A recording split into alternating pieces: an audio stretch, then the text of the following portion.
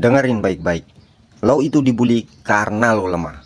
Lo dibully karena orang lain ngerasa mereka bisa nginjek harga diri lo tanpa konsekuensi. Dan selama lo diem, selama lo pura-pura kuat, lo bakal terus diinjak bro. Video ini bakal jadi tamparan keras buat mental korban yang masih lo pelihara sampai sekarang. Karena di video ini gua bakal bongkar kenapa orang bisa jadi korban bully, gimana mental lo dihancurin pelan-pelan, dan gimana cara lo bangun harga diri tanpa harus jadi preman atau pura-pura jadi orang jahat. Gua bakal kasih teori psikologi, cerita nyata, sama solusi praktis yang bisa lo langsung pakai hari ini.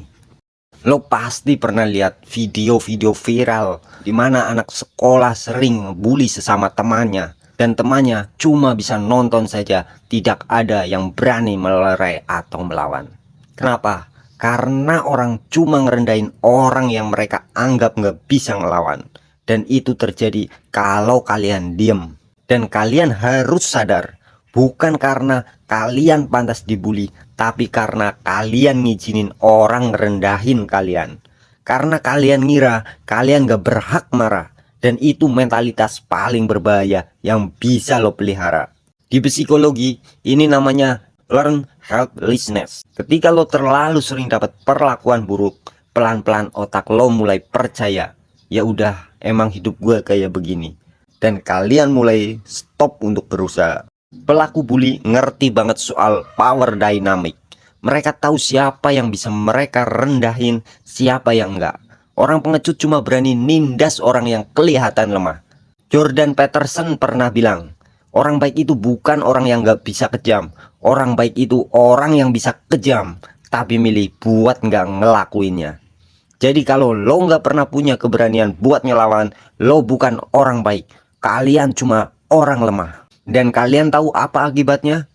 Kalian bakal tumbuh jadi orang dewasa yang takut ngomong, takut ambil keputusan, takut ditolak, takut dikritik, takut ngomong enggak kepada orang lain.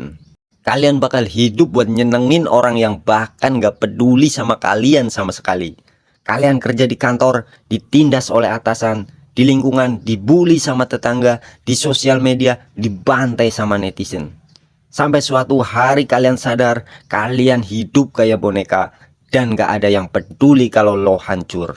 Mulai sekarang, ikuti solusi ini agar kalian terhindar jadi korban bully. Yang pertama, ubah cara lo bawa diri. Ubah cara kalian berdiri.